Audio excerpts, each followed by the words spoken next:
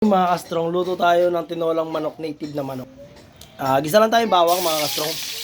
Nagkatay ako ng native kaya medyo ngayon lang ako nakapagluto. Nilinis ko pa. Yan, bawang mga kastrong, gisa lang tayo. Tapos, lagyan natin ng sibuyas. Kasama sa gisa, siyempre sibuyas.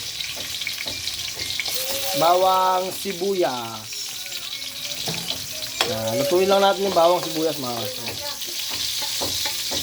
Yan. Tapos mga strong, medyo maraming luya. Bawang sibuyas, luya. Okay. Gisa lang natin mga strong. Medyo marami lang yung luya mga strong para masarap ang sabaw. Tapos mga strong, ito yung isang buong native na manok. Meron siyang itlog sa loob, oh. Diba? Okay, lagyan na natin para mag-isa. Yan. Tapos mga kastrol, lalagyan natin ng magic sarap. Yan. Para may lasa na po agad siya. Okay. Yan. Tinolang ano po to, tinola. Tinola. Yun. Okay. Pakuluin lang po natin yan muna. Kasi magkakatas po yan. Magsasabaw po yung manok na yan. Kaya takpan po muna natin yan. Kastrong, ito na po siya. Ang bango. Naaamoy ko na po yung luya. Bawang sa sibuyas yan. Habang ganyan pa lang po siya. Kasi papalambutin po natin ng ano yan maayos yan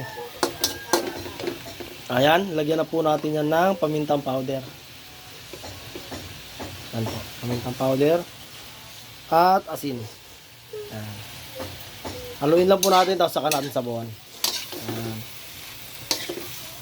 Tapos sabawan po natin kasi kailangan po natin palambutin ng maayos yan dahil medyo matagal din po palambutin yan dahil native po yan ng manok. Pero hindi pa naman po maedad na native yan. Kukuha lang po tayo ng tubig pang sabaw. Palalambutin na po natin yung mga kastrong. Balikan po natin mamaya pag malambot na. Kastrong, nilagay na natin yung sayote. Malambot na yan. At ito na yung talbos ng sili. Tapos ito mga kastrong yung itlog. Diba? Sarap yan mga kastrong. At yung atay. Yan. Diba? Sustansya at sarap ng tinolang native na manok ala Strong Mac. Final. Talbos ng malunggay mga kastrong. Part din niya ng pagluluto ng tinola mga kastrong. Gusto ko nga maraming malunggay Alam nyo kulang na ito mga kastrong, may kulang to tanglad.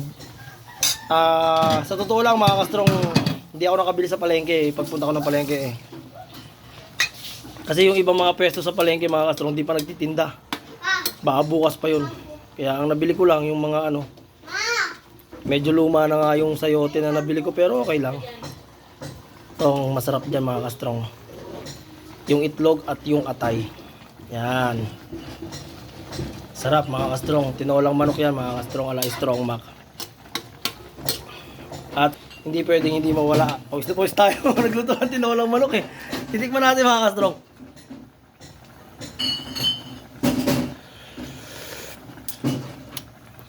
Sarap. Ayos na mga kastrong. Sarap mga kastrong. Sabaw pa lang talaga mapapayami ka na. Mga kastrong, kalimutan i-follow Strong Mac Vlog. Maraming salamat. Tignan nyo pawis ko mga kastrong. Bye! Strong Mac Vlog, follow nyo.